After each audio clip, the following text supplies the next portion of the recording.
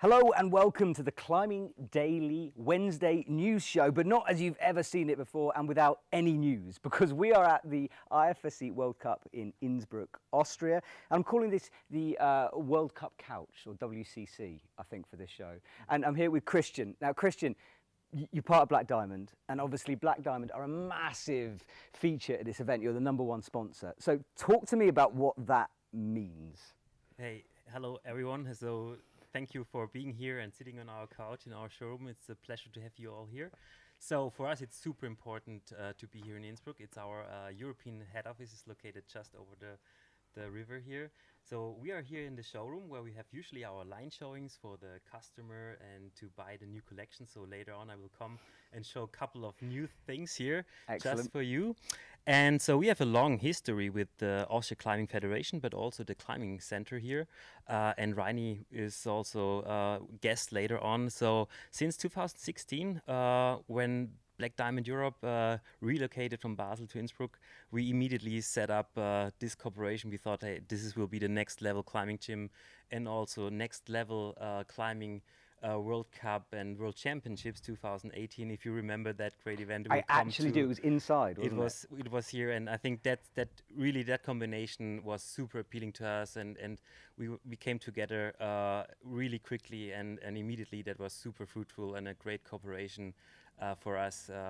We are neighbors here, and that's really also what it counts. Not only like the visibility to drive the sport, but also how we work together. That's really fun, and that's all about what we do in climbing. Awesome. Look, I have a practical question to ask you, which is we are right next to the Kletter Centrum gym, and we've got Reini, who is in charge of the gym, coming onto the sofa later.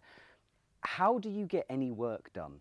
Because if I had that gym next door to me, I don't think I'd be in the office very much. So the trick is that is really just a showroom, and our office is really like smart. It's really over the river, and it takes around 10 minutes with the bike to ride there. So, okay. But you can see a lot of our employees sneaking out for the lunch break and get some training in. But you're totally right. Whenever I'm here, it's really tough to concentrate and focus on the work. You have one of the best climbing walls and grips and all the infrastructure here you can imagine for training and climbing. So that's pretty cool. It is an amazing facility. And finally, because we've got a bunch of guests coming in a minute, and you're going to come back and join us with some shiny gear. But what's that feeling like when you see one of your athletes, for example, like Colin last year when he won the double, to have an athlete that you've chosen, that you've sponsored, win 2 gold medals? It must be a bit like, you know, a proud dad watching on. Of course, this is the moment when basically everything is coming together, and that's you're hoping for. Like, it's the event we're focusing on because everything is more easy for us. It's our home base, and then if your very own athlete is on the podium, that's just perfect for me as a marketeer to have to align the stars and use that for the brand and our communication. That's great, and it's also great to have all the athletes here. It doesn't matter who actually. So we have every day some athletes coming in here. Angelino Zeller will also come here. Yeah, he's on his way. He's on his way. Yesterday he won in an amazing style. So that's why I'm super happy to be here and talk to the athletes and take the time and chat with them. And that's great that we can have that connection. Fantastic. Well, fingers crossed for the rest of it, because to let you know where we are in terms of the IFSC event, today was the women's qualifiers. This evening, 7:30, is the women's semi-final. And then tomorrow it's all about the men's qualifiers and men's semi-final for Boulder. And that's all I'll tell you at the moment, because I can't remember much further ahead than that. All right, and also, if you guys have got any questions to ask Christian, Hugo is monitoring the chat. So anything gear related, if you want to know Black Diamond secrets, maybe Christian will answer, and we'll pull them up later on in the show. Cool. So thank you very much, Christian. Cheers. Thank you. See you in a bit. Right, okay, if you leave the World Cup couch, we're going to bring in guest #1, which is a young man who I genuinely feel like I've got a personal connection to, because I've known him since he was tiny, sending really hard routes. Toby, come in and sit on the World Cup couch. Big clap, yeah. All right, Toby, okay, the last year was good. You won a medal for lead, fantastic. This year, gold medal for Boulder. I knew you were good. I didn't necessarily expect you to win a competition so soon. First of all, has it sunk in yet? Because it was only a week ago. It hasn't sunk in. It's been absolutely incredible. From the start of this Boulder season, I put in so much work into get that progression so quickly has just been an absolute dream. Yeah, just progressing through the season, getting to Brixton, everything aligning, and to win my first Boulder World Cup it's just such a surreal experience. And to do it in that way, the last boulder, like a gold or nothing situation, with that incredible crowd. It really was a dream come true, and I just can't believe it. It was amazing. I think Hugo's got a clip ready to go, but, well, have we got a clip? In a second, before we play the clip, I want to give some context, right? So we're coming into the final climb. At that point, you're the last athlete out. You could have gone from either you get 4th place, nothing, no medals, or you send that boulder and you get the gold. So imagine the drama that was going on in that moment. Hugo, can we roll the clip? Let's roll the clip.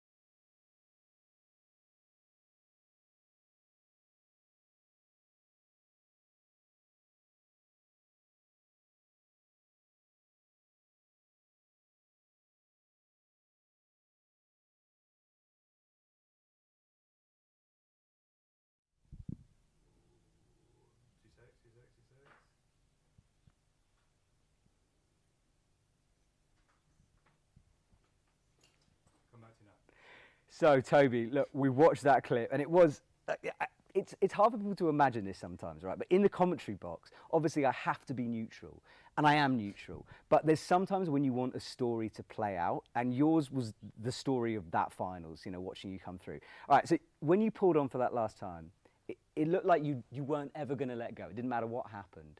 Was that the feeling that you had inside when you were climbing up there? Like, I just refused to fall off. Standing on the mats for that last boulder, I knew that if I topped, I would have won. I could hear the crowd, and having slightly messed up the first 2 attempts and having used quite a lot of energy, I remember being sat there going, okay, you have to leave it all on the wall. You have to give it everything. And just pulling on for that boulder, it's almost like a demon almost took over me. And I just left everything on the wall. I used a bit of my face. I used my knees. Everything was at play for that last boulder, and finding myself at the top of that was, I just still can't. It still hasn't fully like sunk in. Yeah. Matching that last hold was such a surreal experience. There were 2 special moves for me. One was when you got the drop knee in, and you turned that, and I was like, he's going to fall off, and then you somehow didn't. But then the first snatch to the left, when you got that, I think every climber knows that feeling where you're so pumped, and yet you throw a move and somehow you're still holding on to it, and it feels like, you know, there's a disconnect between what happened.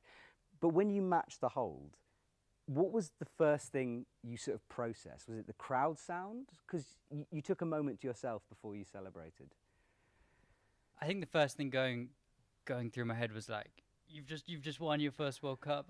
It was, and then hearing the crowd, just the enormous roar.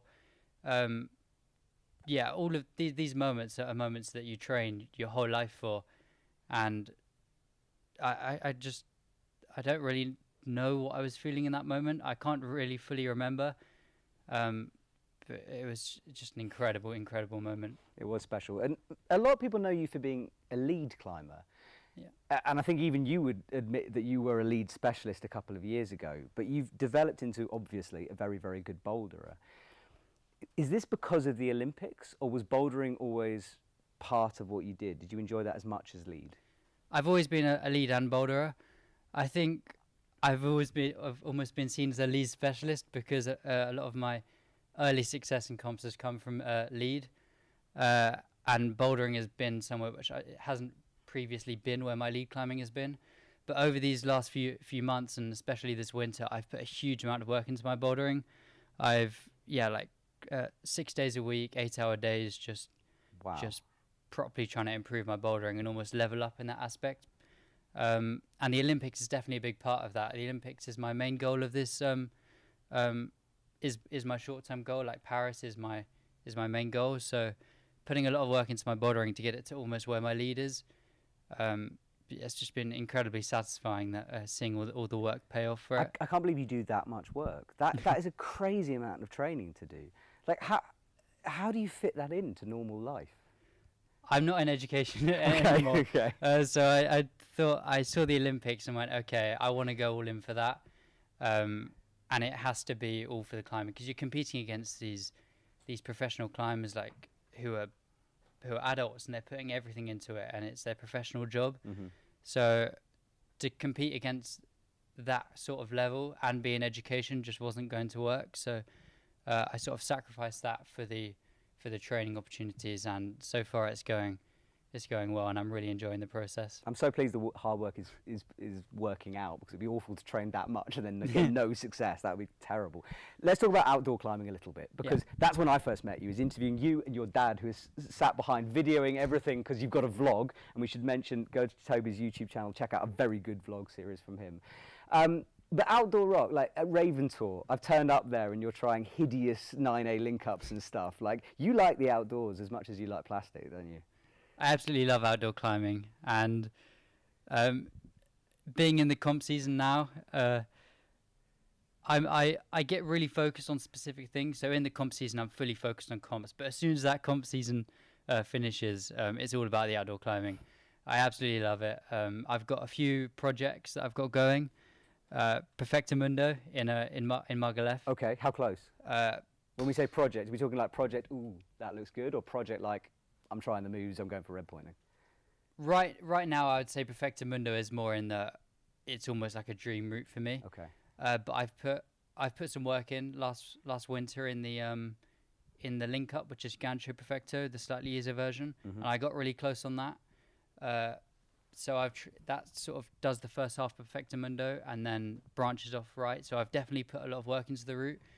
And that's definitely one to come back for. I'm so psyched. It's a dream line. It's straight through the I don't know if you've seen, but it's straight through kind of the cave, and it's just an awesome line. Brilliant. Now, how do you balance Brexit? Because you're doing the World Cup circuit, which means you're in Europe all the time, and then you want to climb on European rock. Because this is a consideration I hadn't thought of before Brexit. How do you split your time, or have you got a secret passport stashed away? Brexit's really tough. It's such a pain. With the Europe days now, and we're having to manage that quite closely right now, because looking at our days, it's seeming that if we're going to get denied entry into Europe, it's going to be for Bern. So we're having to manage. Oh, manage it's that close. So yeah. So we've been managing, and right now it's okay. I've also got an Irish passport on the way. Hopefully, we've been that's been in process for quite a while, so hopefully that comes, and that will just make life so much easier, just being able to go into Europe whenever I want. Awesome. Well, I hope that comes through. And look, Toby, I'm you. going to let you go, because I know you've got lots of training to do. Men's quali tomorrow. Yeah. Feeling good? I'm really excited. I really love it here in Innsbruck. The boulder and lead combo is going to be tough, but I'm really excited to give it my best shot. Yeah, bright and early tomorrow. Yeah, it really is. 9 a.m. start. Oh, awful. I think I'm out quite early now, so... yeah, that's the problem with being good, isn't it? You have to get up earlier in the morning. Yeah, that's a proper early start, 5, 6 Just a.m. lose a couple of comps, get shoved down the ranking, have a lie, and it will all be better. Yeah.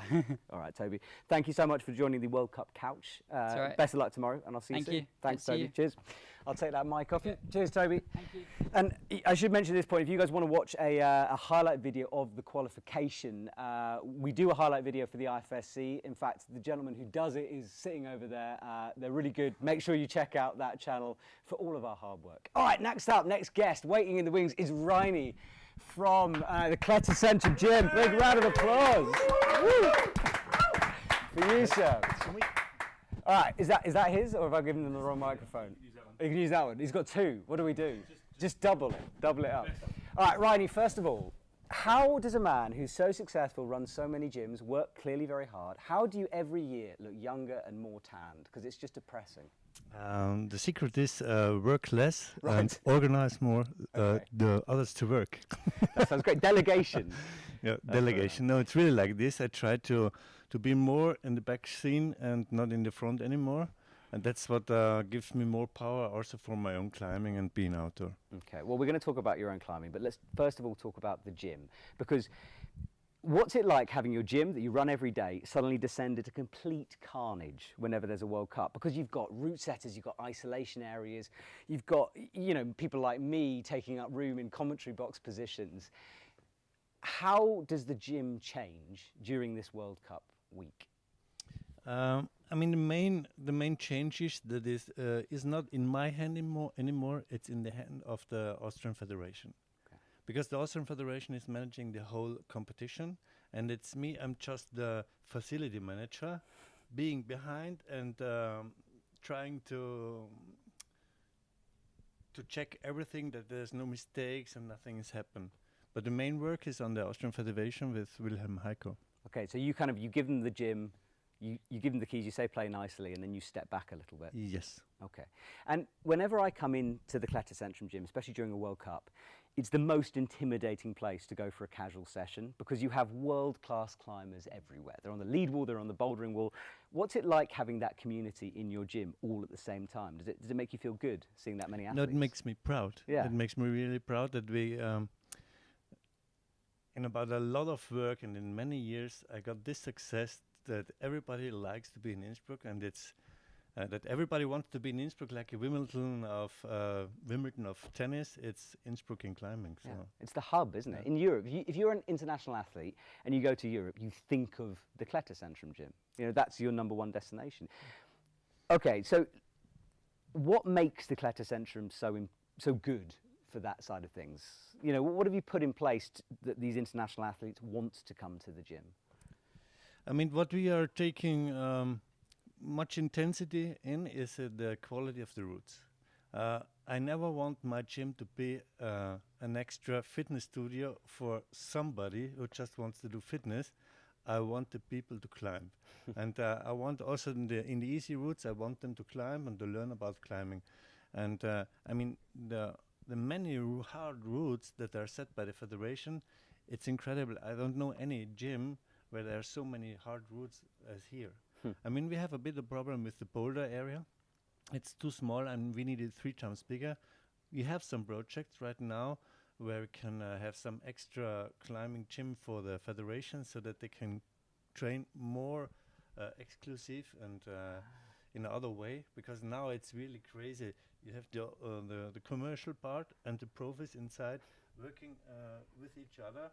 And I mean, I'm training also the small kids now, and sometimes it happens that somebody's crying because she was not able to top the route, and then everybody's looking on you as a trainer. Yeah. Why did you make this person cry? What's this person doing with these people? So we need to have an exclusive room for training. Okay. Obviously, the training side I want to chat to you about, because under your sort of stewardship, I'm thinking, you know, like the Jakob Schuberts, Kilian Fischhuber, like there are some big names that have trained and worked with you. Tell me about how you brought those climbers from good to world class. That's hard to explain. I mean, at the end, in my training career, I got 13 world champion titles. That's really incredible. Yeah. But I don't know how it happened. We just started with climbing. When we started in '97, we just wanted to be a good climbers. We got outdoor. We just tried to do hard routes, hard bouldering, and someone at a certain time, the climber said, "But there are comps. Can't we do comps as well?" So I said, "Yes, but then we have to train hard," and we trained hard. And yeah, I mean, it's maybe also the philosophy in our training or in our being together, and we were a bit in advance. I think we were just in advance, because nowadays it wouldn't be so easy with the same intensity of the years before than it is now. It's much harder. So when you say in advance, what do you mean? So your philosophy was ahead of its time, or the facilities, or what? Yeah, I think I was always focused on getting new walls and gyms for the small kids. Okay. And we were always training with the kids in facilities where we just made the routes for them, not for adults, just for them. And now, when you come here to Innsbruck in the Tivoli, most of the routes are for the adults, for the world champions and not for the kids anymore. Maybe that's the mistake we are making now. So we need to go back to the grassroots, maybe. Yes. Well, this is interesting. I should just say, anyone on YouTube who's watching this live, you've got any questions for Reini, this is a golden opportunity to ask one of the leading gym owners and trainers in the world any questions. So do send it. Hugo's got the live chat going, so anything you want to ask Reini at all. All right, Reini, your own climbing. Do you still climb regularly? And how hard are you? I don't know how hard you climb. We have a training group. Uh-huh. I'm also a trainer of a 50-plus adult group. I'm nearly in that category. I'll come join you. We are about 10 people, and we have a lot of fun in doing competitions in our own categories and going around for climbing. And our group is climbing about 8A up to 8B, 8B plus sometimes. Yeah. Okay, so pretty good. And boulder? Boulder I don't do anymore because I hurt my legs very, very bad in Fontainebleau 6 years ago. Okay. Where the leg was like this, Yeah, and it's really bad, and I don't want to jump down anymore. that's fair enough. But we're doing, when we are bouldering, we're doing boulders about 7B, 7C, not more. Okay. Now you are, as well as being the gym owner and all the things you do, you're also the MC for the event. So you are the live commentator for the IFSC stuff. You're talking more than me sometimes, and you're having to sort of project your voice. Do you not get really tired during the competitions, doing it every day? Yes, I'm getting tired. I was just sleeping half an hour now. I mean, sometimes I need it, but it makes also fun. It makes fun. It makes fun as well with Flo Rodix to the commentation because we are friends and sometimes we are just joking about each other and are joking about everything. But then we are serious again. And what I love more is the commentation in TV, because there I can give informations to the audience why they have to do like this, the technical commentating. We are not allowed to do any technical commenting on the live. Yeah, because if you say, "Oh, Stasha's got the wrong move, she should do a toe hook," they're going to hear that, aren't they? And then you've really got to be careful about what you say. Yeah, we have to take a lot of care. We are not allowed to say anything. No scores, presumably? No scores, no attempts, just one more move or one more top, then it's in the final. We are not allowed to say anything. Oh. That makes it really crazy. Yeah, I'm glad I don't have your job. I don't think I'd have the filter to stop myself revealing secrets live on air. All right, Reini, final thing from you. The World Cup, we hope to return every year. Where do you see the sort of future of comp climbing going now? Because you guys are right at the centre of it, really. Where do you think we're going to see the sport developing over the next couple of years in terms of competitions? I hope that we can have the competitions where the people are crazy about it. I don't really like to see the comps somewhere where there's no spectators. I just want them to be there where the crowd is. To remember Brixton, I have seen Toby in Brixton. It was incredible. It's a small city, but they are crazy. Yeah. And that's what we want to see. We don't want to see a victory where you win and nobody is saying anything. Yeah, so you want big crowd, big hype. See, I have an idea. I want the World Cups in cities. I want them on London South Bank, or sort of right in the middle of New York City, you know, that kind of a feeling. But that's what you get from the Kletterzentrum, because it feels like skyscrapers. You've got the walls all around you, you have people on roofs, people cheering, and for me you get that atmosphere of a big city, but within a gym, so it's very special. It looks more urban climbing than if you have a comp in Wales, somewhere where the lifts are and nobody's skiing anymore. Yes, it's crazy. It's good as well, but it seems crazy. In the cities, it's much more fun. I don't know if you remember the Marktplatz in the city. I wasn't there, but I've seen videos. It's crazy. Yeah. Well, Jakarta, I don't know if you watched that competition, when the IFSC went, it was like skyscrapers, lights. It was wonderful. All right. Well, Reini, thank you for taking the time to speak to me today. I really appreciate it. I will continue to use your gym because it's the best. And thank you very much. Nice. See you soon. Thank you soon. All right. Thank you. See you soon. Thank you. All right. So next on the World Cup couch is going to be a gentleman who I watched win a gold medal last night. And I'm going to move this table because, okay. And he's holding his gold medal. Here's a microphone for you, sir. Thanks. Angelino Zeller, how you? First of all, can I touch it? Yes. Yes. Yes, you can. Yes. I've never held an IFSC medal ever. I've Really? watched these being given to so many people, but I've never held it. It's heavy. Yeah, it's really heavy. I think so. I have never think that's so heavy. Yeah. Look at that medal, beautiful. And again, guys, any questions for Angelino, please send them in. All right, Angelo, let's start at the beginning. You're a paraclimber. Can we talk about your impairment? What is it? And tell me the story about you. Yeah. But first, sorry for my bad English. Oh, But it's I'm your really English is happy to be fine. here. And yeah, I have a paragliding accident, and my injury is at the T12 spine, and I have some rest functions in the legs. Yeah, and in my category, all of the people climb over with the upper body, and yeah, we don't use our legs, and we must all compassing the roots. See, I just want to make it here clear how insane that is. Innsbruck's wall, I can't remember how overhanging it is, but it's what, 7, 8 meters, something like that. You campus the thing. And I think Hugo has a clip that we can show Angelino's run. Is that, can we play Angelino's run? Yes. So we can just see? All right, so we'll get that ready because to me, like I've tried to campus things in a bouldering wall, you know, like I've played around. Yeah. I've never walked up to a lead wall and go, you know what, I'm not going to use my feet. It's an insane level of strength that you have. There he how is, much Angelino pull-up Zeller. training power? Comes out from Austria, Yeah, bandana around his now head, it's bit of a Always. trademark. Always. really hard training, and a lot He of is I have ready 2 to days go, and rest he in will the not week, stop. He and finds power we have to do a moves lot of, when no one has a right to and be yeah. that powerful. We climbed really hard routes up, a lot of bouldering on the spray wall for the strength, and yeah, I climbed after my accident since summer 2018, and yeah, I have never think that's impossible to do this. It's for me crazy. Absolutely. Well, we're going to see some of that craziness, I think. So let's see some of Angelino's run from last. Stuff there just for them to train. It's amazing. And yeah, I think they train so hard.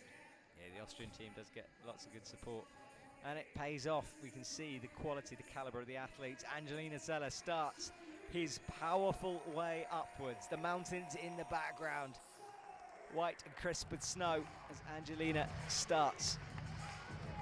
That's what he's got to aim for, about 3/4 of the way up the wall, and he'll take gold. And he's so quick. Big moves, had to work hard for that one. Skipped a middle move. Probably instinctual. He read the route okay, but just decided in the moment just to power through, and that is going to be him moving into silver. And he's so fast. He's very fast, and he's approaching the high point. Marcus, Chalking up there. his teammate, yeah, he said it. Yeah, chalking up, you're right. Yeah. 30. 30, oh yeah. 32, 33. And Yeah, that's going to be the that's gold. gold, yeah. And looks He like doesn't know it. he doesn't know it, but he looks a bit fresh. I mean, he's resting on a jug right now. He still looks fresh. Yeah, look, and then he's hanging on And this jug. yeah, and now he knows. He knows. I'm sure he knows. Angelino's going to take home yet another gold medal. You never know, he might campus his whole way up this route. Yeah, I'd love to see the top there. It would be ridiculous. We haven't seen anyone get to this point so No. far. Tick mark, hits the first one. Matches with the cross through, but that he's slightly messed up the sequence, but better now. But this is a huge move when you're tired. And the crowd goes crazy down there. That's amazing. Angelo being cheered in. Oh, so But close. that was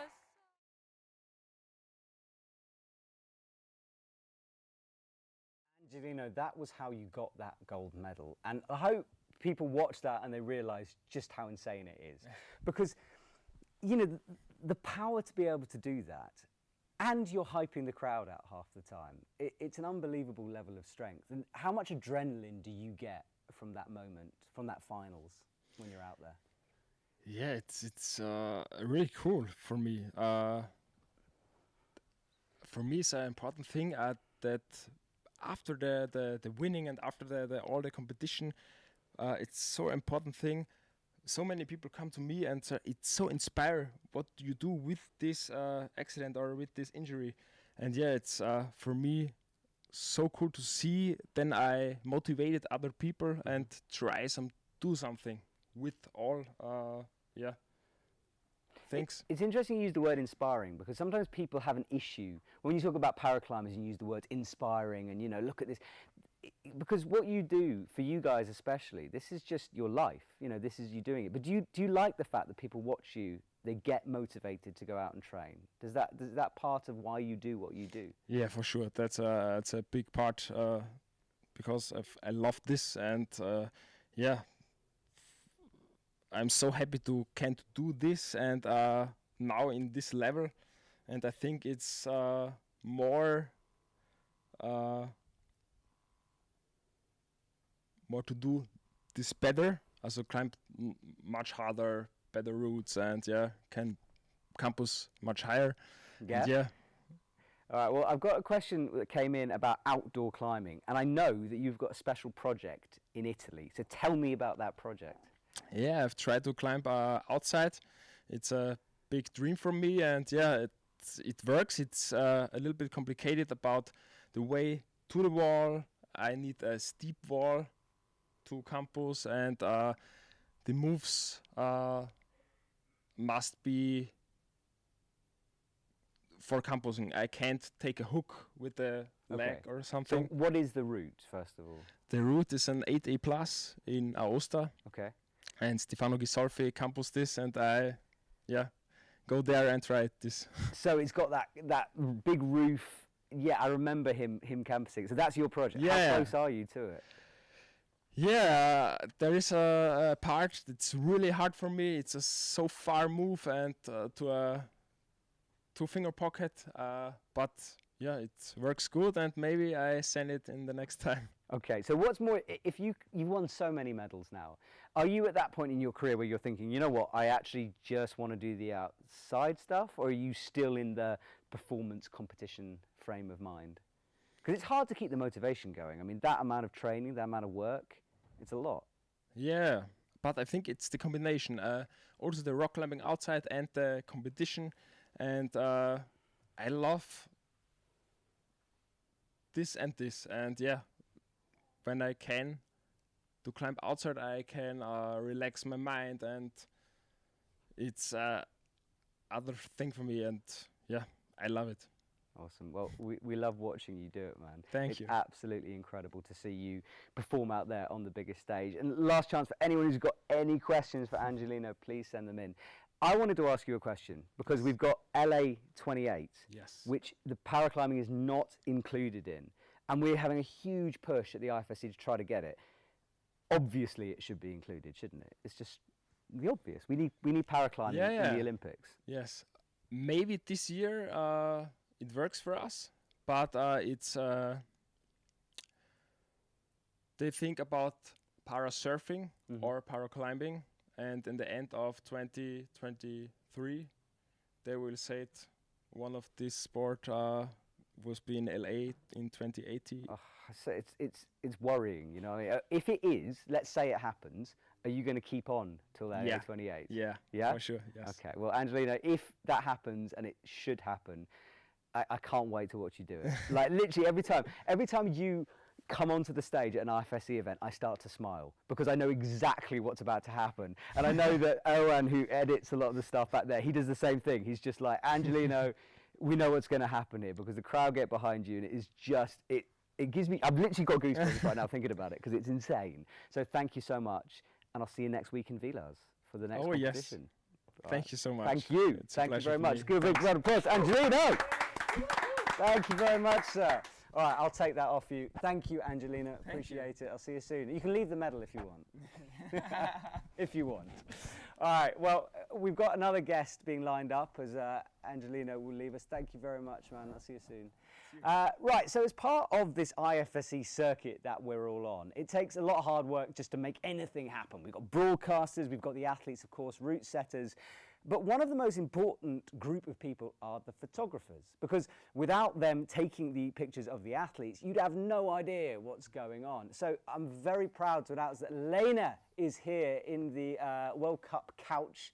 She's literally hot off the press from editing photos from earlier on. Lena, big clap. There you go. Cheers.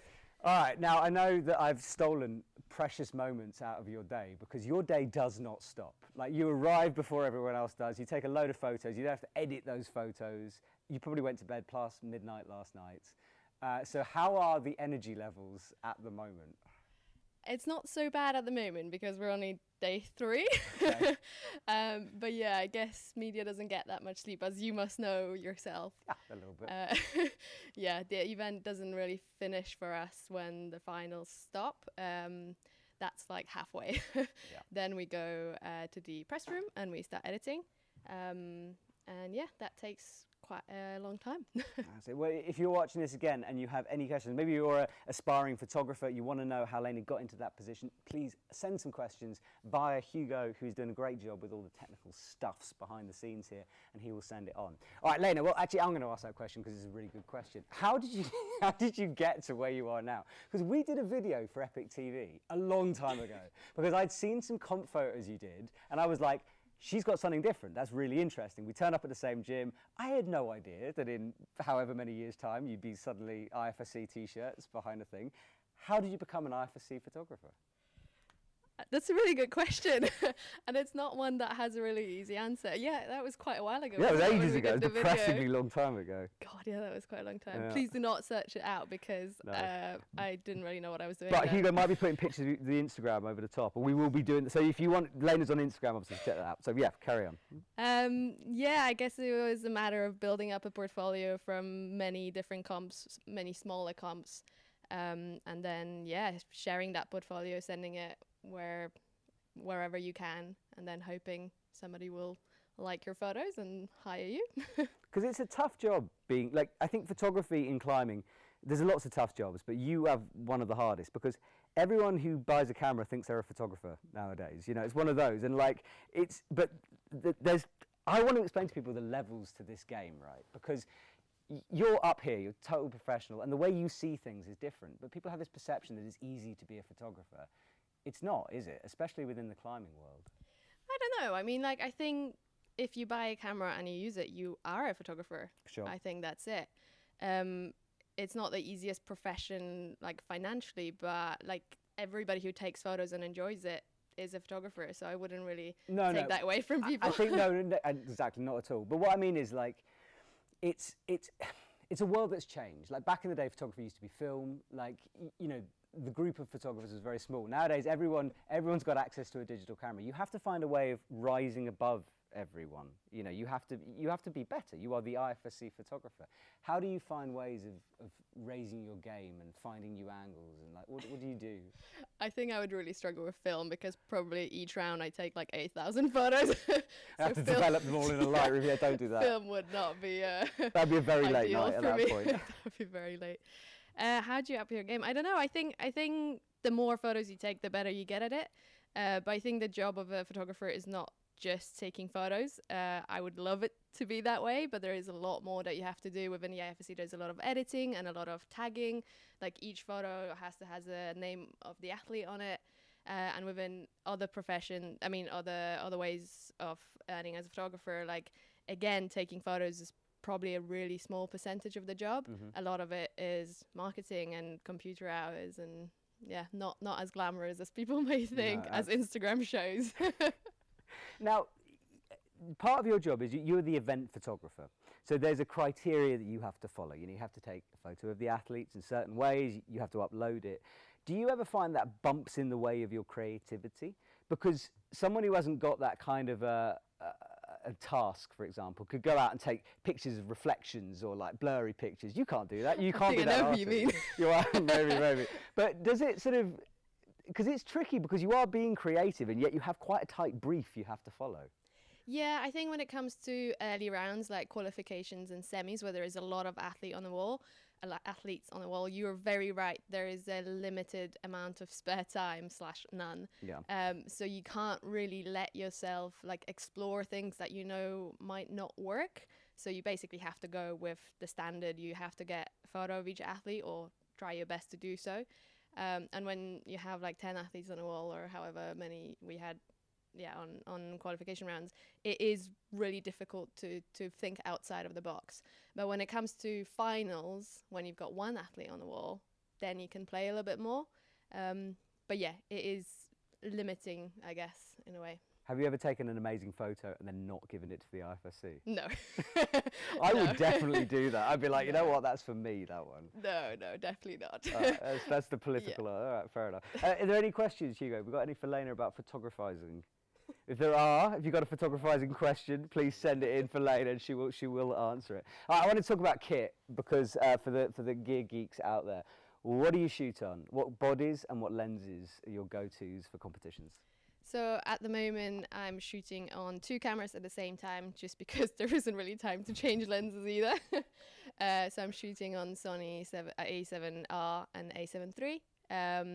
With the lenses, there is a few different ones. The very standard ones would be 70 to 100 2.8, 1635 2.8, 2470 2.8, and actually a bit of a dark horse that not many people would think of is 85 1.4. Which is a prime lens, but it's amazing and I would recommend it. It's really sharp and it actually works pretty well for comps, Okay, so especially for the evening stuff when it's a little bit darker. yeah, because light's a big can be a problem, can't it? Yeah, exactly. And with the Sony A7R III, you can crop in camera with the 2APC sensor, so you actually have that flexibility to like crop in a little bit even on the 85. Yeah, So the that's zoom, really good. the zoom game is the key, right? Because you it's not like you're Yeah. right next to them on the mats. You have to you Yeah. tend to be off to the side a little. I guess, yeah, especially on the finals, you probably don't want to be in the way of the cameras. Qualies are not so bad because generally there isn't that much, that many cameras on the ground. But for finals, yeah, you generally have to be a little bit further away. Lead, especially, you are a little bit further away. Yeah. Yeah. True. And photography is quite a personal thing. Like it's like art, isn't it? Everyone likes different things. When you see a photo of yours that you think is a good photo, what does that tend to be? Is it just, you've captured a moment, an emotion? Like, what are you proud of capturing? Well, ideally, all of that, all of that in one picture would make it great. I think it is quite personal, as you said. For me, it's generally the emotion that catches my eye. I think we had a similar conversation in the past, but yeah, definitely that's what draws me to to photography, and like what I focus on are the emotions, just because you can relate to the athlete in a way if you can see how they feel. But at the same time, if you manage to get an amazing lighting and great composition and all the other rest in one photo, then yeah, you're winning. Now, Lena, we're in the Black Diamond showroom.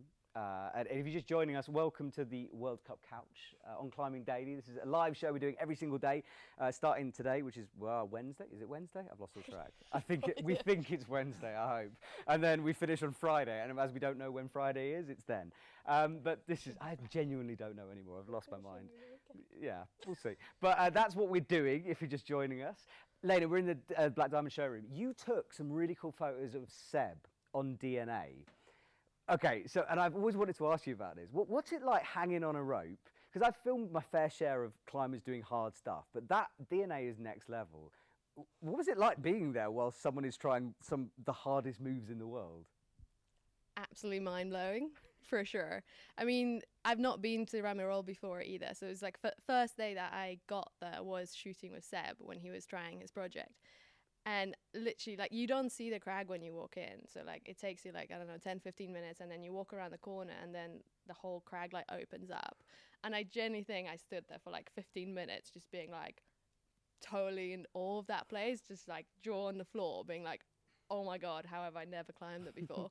It's the most spectacular crag I've ever seen. And it's one of the most spectacular routes I've ever seen. And definitely one that I got to photograph. Like, yeah, it's definitely high there on the list of like special moments in my career, for sure. Absolutely. I mean, being that close to someone trying that hard. It is always really special. Yeah. And the route itself, for people who don't know DNA, it's Seb 1's 9C. I still think it's harder because he said it was harder, but you know, we'll leave the grading debate for you guys at home.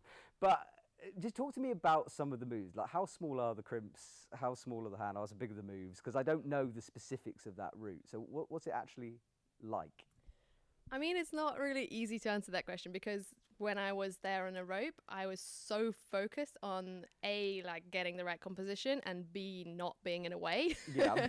So, you know, I think I focused more on like what is Seb's expression and what like move he's doing like within his body. I didn't really like look that much on the holds just because, yeah, I guess I was like keen to get those expressions. That's more, good, but so when you're staring down a lens, like, you tend to be just in one world, aren't you? It's not like you can see the bigger picture outside of that. Totally. It's the same with the events where like sometimes I don't even know who won. I'm so glad you said that. I mean, I can remember maybe the podium photo if I've taken it, Yeah. but that's generally how I know what happened, Yeah. not because I know what happened. Because you Yeah, must I do the forget. same. I genuinely, people are like, "Oh, great comp, wasn't it?" And I'm like, I don't really know. Like, it went all right. There were bits that were amazing. Like, Yeah. you know, and it goes because you're so in that moment. You know, it's worse for you. At least I get the TV screen and the wall. You're literally just staring down at that much of a story. Yeah, so that is a real thing. We don't know who wins sometimes, I promise you. That is a thing. Okay, any questions, Hugo? No questions? Yes. Moses Bulosa says, do you need some career or courses to work for the IFSC or just a good portfolio? All right, I don't know if the audio picked that up, so shall I say? I'll say. So, yeah, do you do a photography course? Is there a health and safety thing you have to follow, or is it not like that to get a job at the IFSC? I mean, I have done my fair share of courses in the past, but no, you don't really need like a resume of that sort. So I think it's more of your portfolio, and yeah, I guess I don't really know how that happened really, but Yeah. but yeah, I think portfolio is enough. Okay. And then there is obviously some big competitions going on in the future. I'm thinking the Olympics, for example. We're not obviously going to talk about specifics, but I presume you quite like to take photos at that. Yes, that is looking quite likely. Okay. I didn't want to say too much because I do know, but if you're there, can we say you're there? Are we allowed to? Are we allowed to? I don't. If Lane is there, that's going to be the most pressurized place in climbing. Like, not only, and it's pressurized at this thing, but there, if you get an out-of-shot focus of Janja or whoever it is topping out the climb, you're going to get fired. Like, how are you going to deal with that pressure? I guess I'm gonna take shots and focus. I've ramped it I would up like now. to I'm like, hope. now you're going to go and like fiddle the camera set. Thanks. Yeah, I'm gonna have like a year of stressing out that I'm gonna lose my job because I didn't get the Yeah, right sorry shot. about that. But no, but it is a thing because like the athletes, like, you know, Angelino's sitting over there still watching. Like, it's tough for them. I understand that. But like, it's up to people like you to capture that moment for him. So he trains for ages. He creates some magic on stage, and like, your photo in that half a second will be what people remember forever. It's such a special part of it. I'm not putting more You're pressure. really I'm stressing not me out bigging right you now.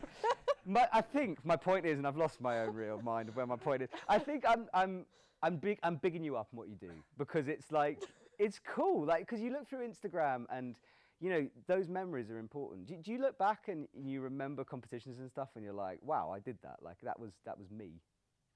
I remember shots, but again, not so much the whole competition as it Yeah. is, but I remember specific photos that I'm like really happy with. You know what I'm going to ask you now?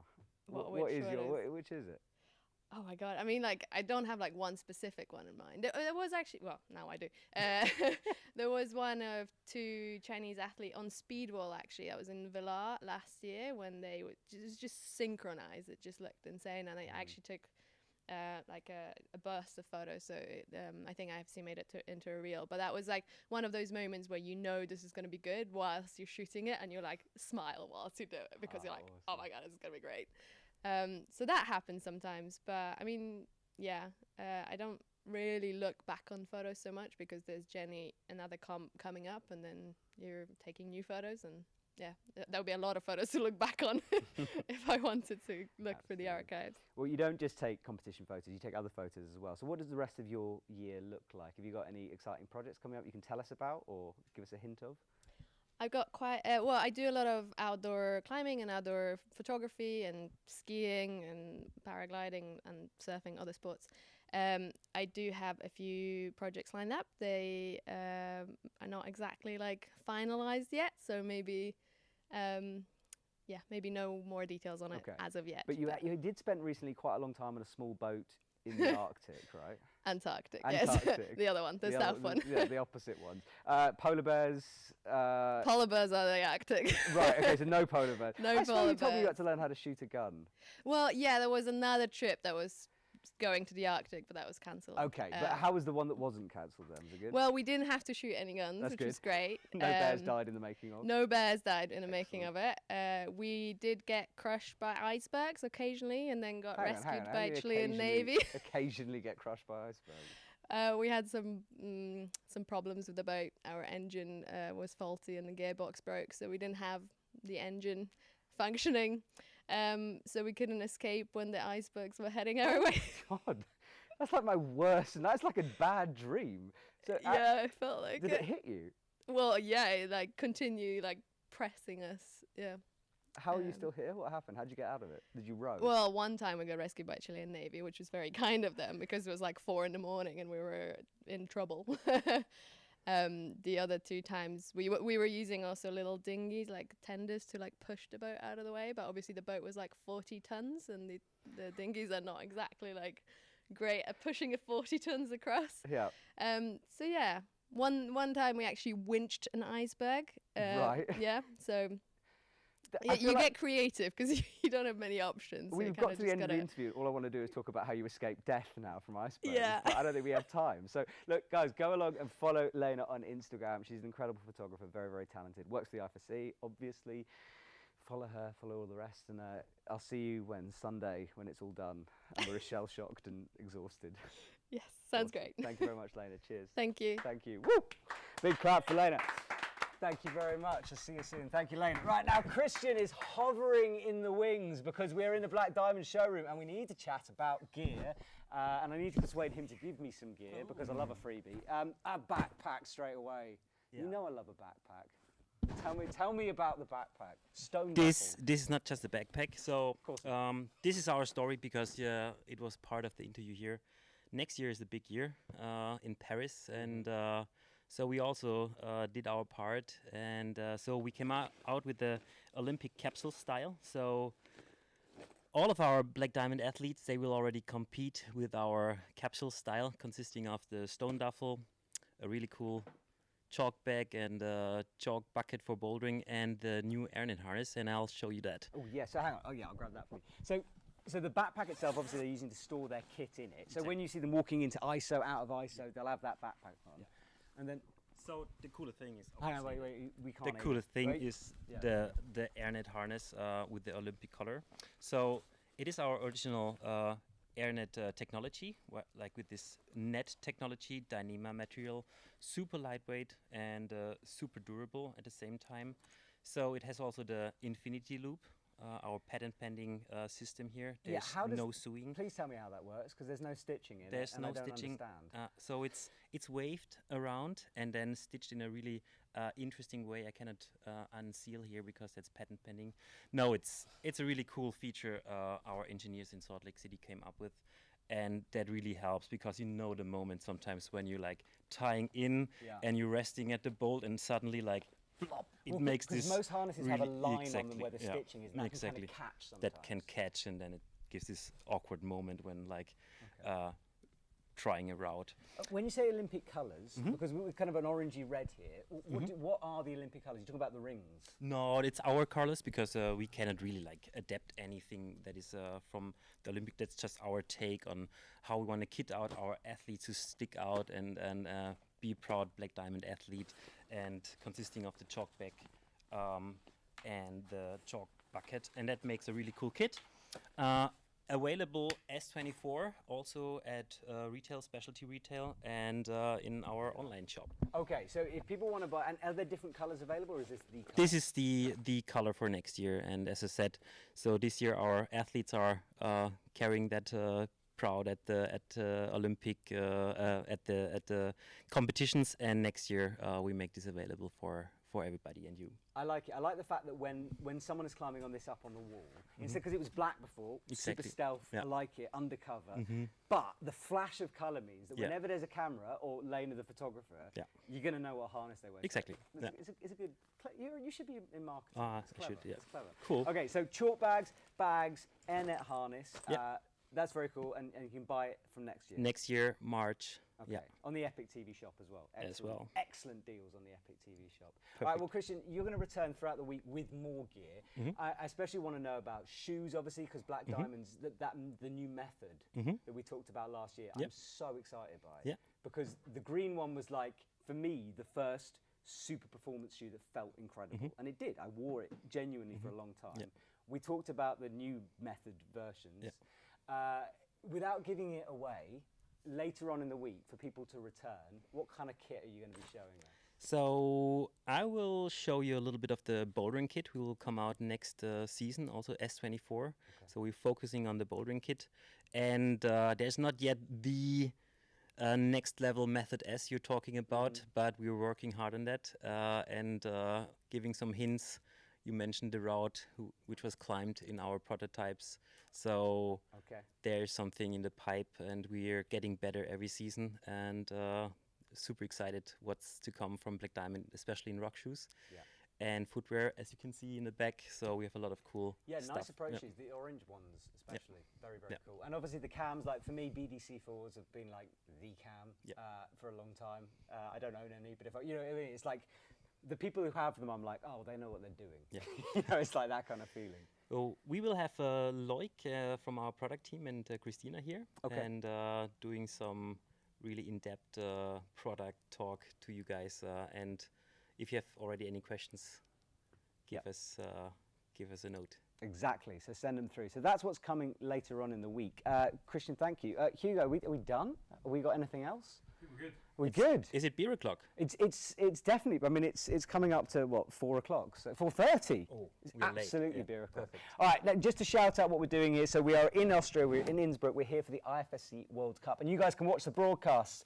We're going live every single day. 7:30 this evening, Central European time, will be the women's semi-final, and it's going to be intense. I've got no idea. And the women's field is so open at the moment, so it could be crazy. Natalia Grossman's back, Yanya's climbing, Hannah Moyle. Hannah Moyle got knocked out. Super drama going on. So do watch that. Catch-up videos on the IFSC channel. And of course, Epic TV. We've got crazy good content. Please make sure you subscribe. Follow all of our social media channels as well. And we will return round about 3:30 Central European time tomorrow for another World Cup couch. Thank you for watching.